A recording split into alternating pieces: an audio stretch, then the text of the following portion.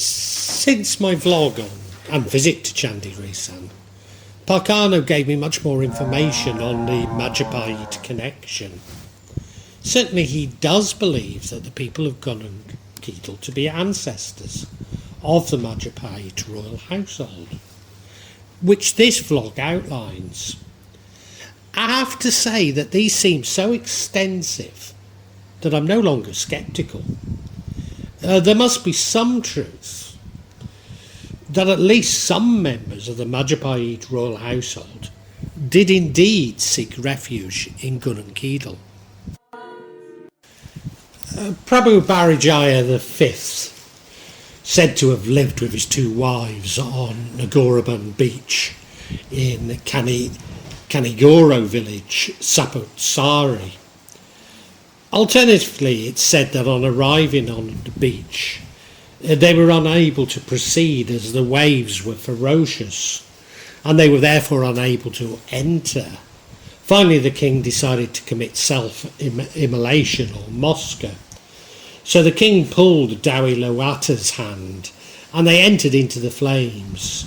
Prabu Brawijaya V chose Dawi Lowati because he considered his second wife's love to be less than that of his first wife. This was a tradition amongst the Majapahit Hindus, who rather than be captured, they committed this Mosca or self-immolation. However, the story is challenged, and it's believed that King Brawijaya V's Mosca was on Mount Luwu. Right by the shore there's a prominent monument dedicated to Brawijaya V and the ancestral wisdom of Hastrabrata.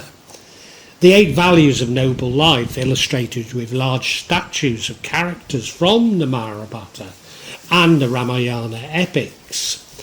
In the vicinity there's also a Balinese temple which is often closed, a black stone monument built by the Sultan of Yogyakarta, and a small mashola facing the sea.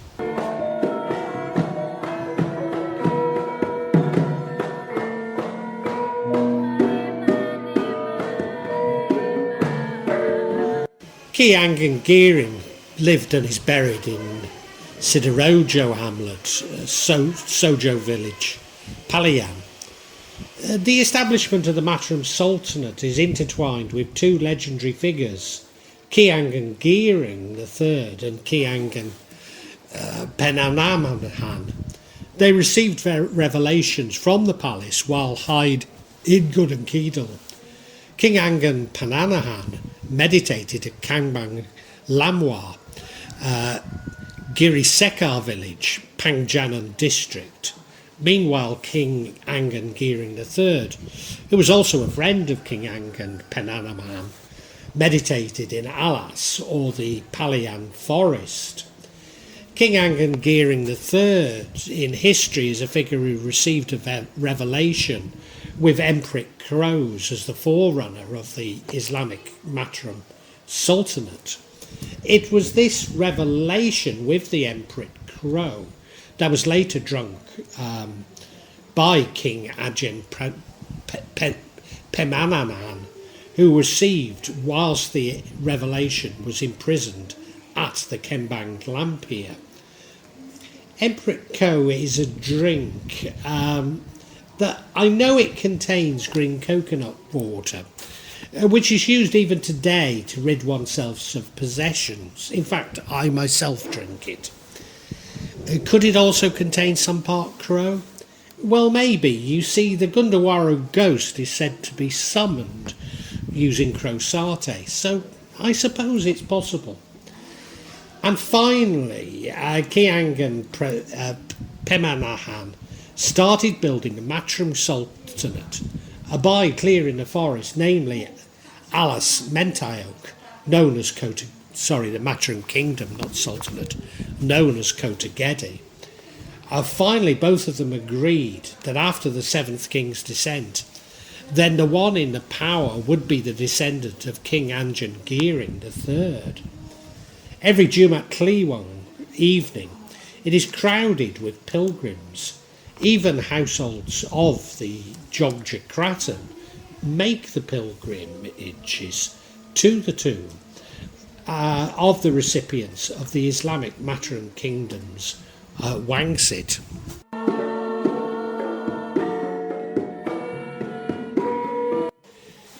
Ki Bondhan Surati resided at the base of Tutuban, a grave in the village of Karangasem Wonosari. Ki Bondhan Surati's remains in the Karangasem Pandadukan Kangasem village Paliyan district. Crown Prince Bondhan Surati was the 26th son of the king of the Majapahit. The remains of Bondhan Surati are in the public cemetery and housed in a building. It attracts crowds of pilgrims on Jumat Kliwong and Selasan Kliwong nights. Ki Ageng Wonokusumo was buried at Wonotoro, Jatiayu village, Karangmojo. Ki Ageng Wonokusumo remains are at Wonotoro hamlet, Jatiayu. Wonotoro is the son of King Ageng Giring III. In this area there is still a tradition of commemorating the death of King Ageng Wonokusumo, a tradition of giving alms and an expression of gratitude and vows from the community, which is held every Islamic month of Jumadil Akhir, or the Javanese festival of Jumad il Akhir. During the celebration, various dishes are presented, and residents from outside the area, such as Jakarta, even Kalimantan and East and Central Java, also visit after their vows are fulfilled on a pilgrimage on the night of King Ageng Wonokusumo. The activity of completing the Nadar or pilgrimage is carried out at the same time as the commemoration of the passing of the Wonokusumo. The commemoration is the form of a traditional ceremony called Madil Akirkan. After growing up, he went to the northeast and lived in Sidorejo village, Karangmojo. Finally, Wonokusumo looked for a high place on Wonotoro hill. From there, the call for prayer echoed up from Giring, where his father was, and to the Sunan Pandarang Palace in Bayat. In fact, the efforts of the three of them to the long-distance contact through Kabatian meditation, which could be done from the top of the hill. King Ageng Wonokusumo was one of the respected and feared Islamic leaders. In fact, he was considered a big enemy by the Dutch, who always wanted to kill him. However, Wonokusumo's followers and friends were always able to trick the Dutch, until finally at one point when he was squeezed, his followers and friends said that King Ageng Wonokusumo had died.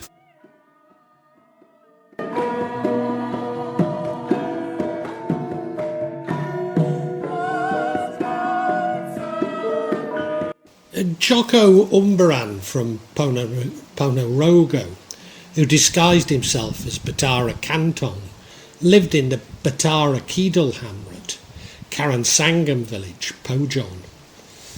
It was continued by his son Ki Suromejo in Pongongan, Ponjong, and was buried in the Badan, Ponorogo. Joko Umbaran is the son of Danang Sutawijaya and Rara Rembayang. His father, Datang Sutawijaya, was a matron king with the title Kanjang Penambanhan Senapati. Meanwhile, his mother was Rara Rembayang, just an ordinary citizen who was made a concubine by the king of the matron. Because she only served as a concubine, Raro Rambang lived outside the palace fortress. Since he was born and until he was an adult, Joko Umbaran had never met his biological father. This was intentional because Raro Rembayang had promised Penbanang Satapati that she would not tell Joko Umbaran who his biological father was. And if the promise is broken, then she must be willing to give up her life instead. But one day, for some reason, Joko Umbaran suddenly came to her and asked her who his biological father was. Rororesmi answered the question only by saying that when the time came, Joko Umbaran would find out for himself. After finding out, Rororesmi killed herself and was buried by her son, Joko Umbaran. Alternatively, Rororesmi, Prabu Brawijaya's concubine, lived in the Wonosadi forest, Duren hamlet, Beji village in Ngawen.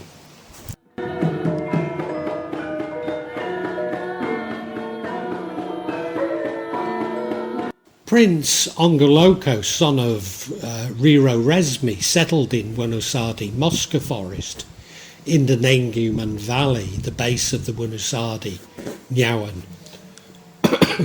Ki Gadan Mas, Ki Onggoloco's younger brother, lived at the base of the Gempol Mosca on Mount Gambar, Kampung village in Ngawen. In one of the forests of Duren hamlet, Beji village, Ngawen district, a story is that has been continued until today, and it begins with the story of Prince Onggoloco and Nia Gadan Mas, who fled to a place where they finally stopped and committed self-immolation. Not far from Batu Kong, there are the remains of Ageng Gadan Mas's Mosca. During the time of the Majapahit escape, Brawijaya's sons, namely Radan Jaka Lambira and Rara, official, Brawijaya's Gara concubine, and their two children, Gadan Mas and Onggoloco, fled the Wonosadi forest area. Once a year on a Monday, villagers take food to the forest so that they can eat together there. One of the elders will bless the food carried by the villagers. The food is wrapped in teak and banana leaves, including tumpeng, a cone-shaped rice, whole chickens, noodles, tofu, tempeh and crackers. The tradition expresses gratitude to Mother Earth for a good harvest. After walking 500 metres to the Wonosadi forest, villagers will collect their harvest and bless it before eating together. The blessing is accompanied by the ridingumbang, a traditional musical instrument made of bamboo.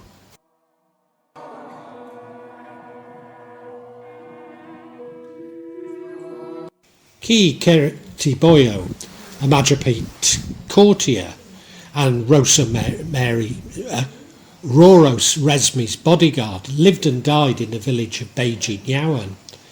Ki Onggoloco and his students and friends strongly supported the establishment of a new Kadamangan led by Ki Kertiboyo. To strengthen the new Kadamangan, Ki Onggoloco and Gadan Mas opened a Karangian training school, which was centred on a fairly wide, flat plain in the middle of Wonosadi forest, called Lebang Nenguman. It was there that King Ki Onggoloco and Gadan Mas established a hermitage to educate people in the field of Karangan and mysticism.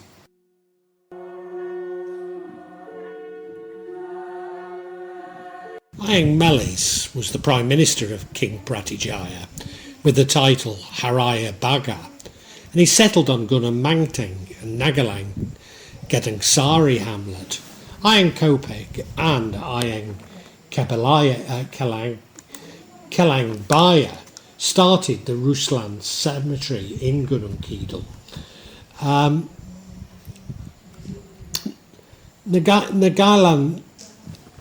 Galan village holds a traditional costume in the form of Gede Gubung ceremony. This tradition takes place on Minggu Pahin. The tradition takes place in an area called Gubung Gede. After finding a place according to the instructions, Brawijaya with the governor and several selected soldiers stopped. Haraya Bagha was asked to guard the foot of the mount, which is currently known as Belik Gayam. This location is not far from Gunung Matang. So the descendants of Ageng Kopek and Ageng Kalangbaya held a deliberation in the bullock alas or clearing where the cows and goats were herded.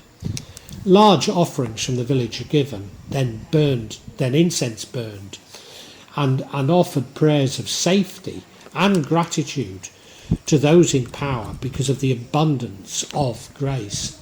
After the ceremony is over, the caretaker of Gunung Kidul stirs the Belik Gayam water whilst reciting a prayer.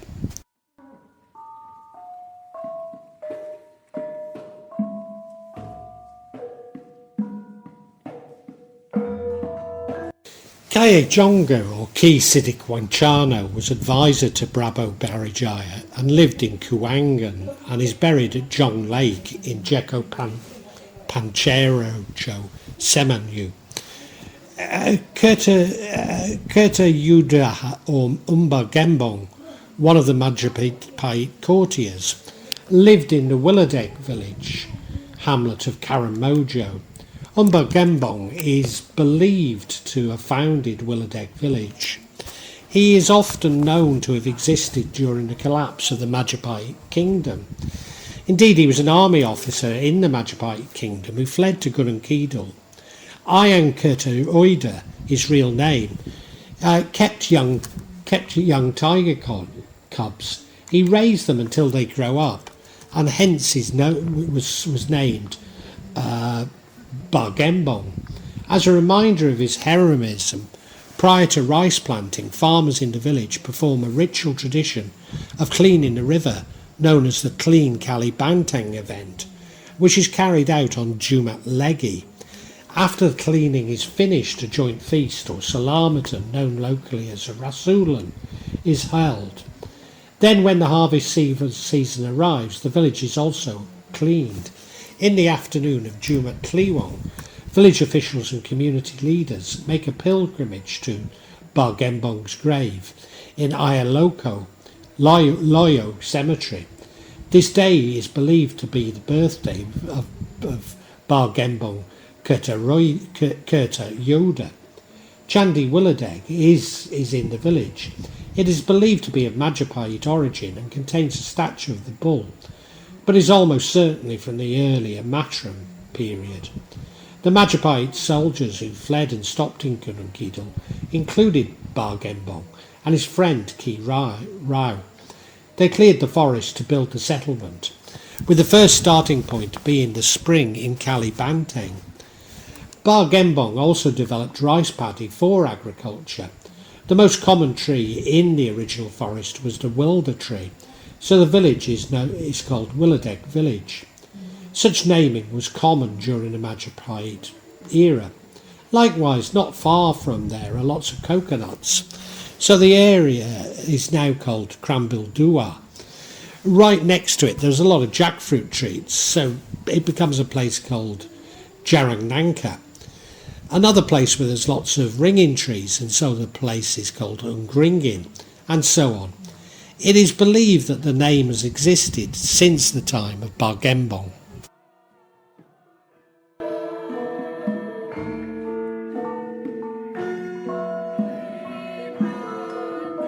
Bondhan Kusumo and close friend Joko Umbaran, Betara Katong, lived in Gambeng Karangasem village, Ponjong. It's believed that Ki Bondhan Kusumo complained about Joko Umbaran's mystical powers. Umba Joko Soro lived in the village of Badayo, Ponjong. Umba Jugamuda lived in Sidorejo area. Umba Kia Crow lived in Genjang, Ponjong Gunung Kidul. Umba Reja Kumasomo also lived in the Ponjong area. And Amba Alap lived in the Karangmojo area.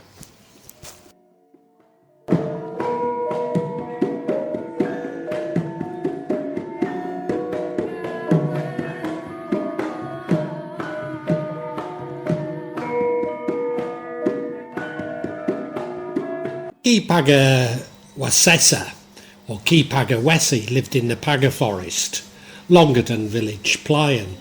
Ki Paga Wasesa decided to live in the forest as a common person, surviving by hunting and farming. But he had expertise in processing iron raw materials into weapons and agricultural tools, and so he's also known as Kipagawesi.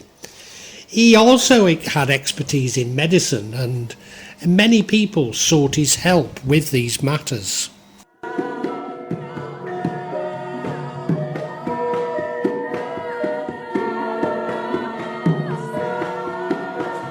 Ki Jugorodo lived in Bumisiono, Longadon village, Paliyan. As someone who was considered an expert in medicine, Ki Jugorodo was visited by many people from various regions, including those from Pega. This made Ki Jugorodo decide to expand his settlement area every Senin Kliwang, together with the residents who lived there. The dense forest was rich, fertile, and provided various foodstuffs at the time, and was named Bumisiono. As a manifestation of an earth that contains, or in Javanese is called Isin Ono, meaning that the area is inhabited by Ki Jogorodo. Ki Jogorodo's ability in Kangaran is used to protect his forest area. Ki Jogorodo also spent the rest of his life on earth, which was very prosperous because of its natural wealth. Ki Jogorodo died and was buried near the settlement, and the existence of the tomb at Witijo area is believed to be the grave of Ki Jogorodo.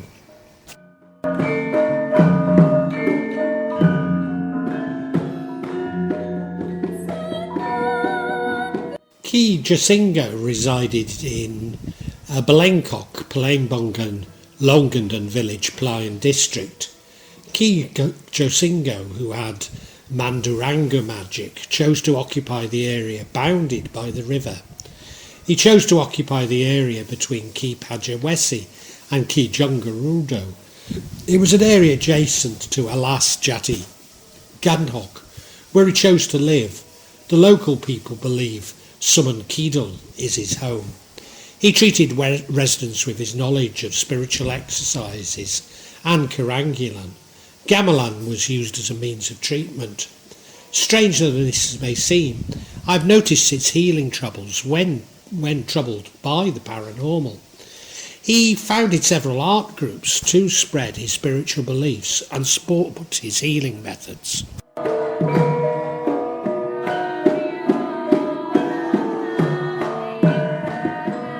Ki Gusti Warawari lived in the Wedi Bombo beach area, Jepitu village. Ki Gusti Warawari was an Islamic religious figure who came from the Majapahit kingdom and travelled to spread the teachings of Islam. Ki Gusti Warawari worked together with Banjarsari residents farming. One Kamis Kliwang, the farmers went to the fields as usual. Arriving near the sea, suddenly in the middle of the sea between two large mountains, they could see seven jong ships that had made a circle in the middle of the sea while shooting at a large mountain, or Gunung Batar, which is now known to have been an ancient volcano. It turns out that the ships belonged to the Dutch Bangsa. Seeing the incidents, the farmers immediately fled in fear and returned to Banjarsari village. The incident was reported to Ki Gusti Warawari, and because Ki Gusti Warawari's locality, he already suspected that the Dutch would colonise Indonesia from the southern part of Java. Receiving this report, Ki Gusti Warawari, together with the residents of the Banjarsari village, left for the South Sea coast. Seeing this incident, Ki Gusti Warawari ordered his friends to sit down so that the Dutch could not harm them. Following this incident, Ki Gusti Warawari named several places on the seafront according to these events.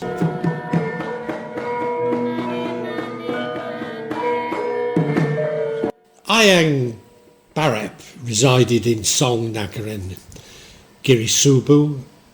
Ageng Wonokusumo lived in the hamlet of Kanigoro. Saptosari. Ageng Kusumo or Depro Kusumo lived in Gembiroti guest house Watugaja Gijirati Saptosari.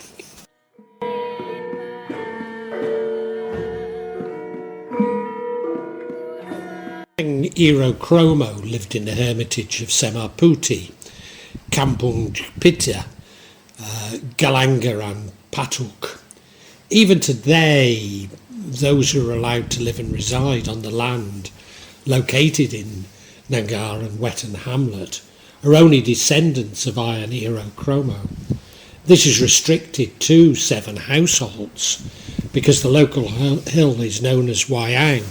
Wayang poppets are banned from the village.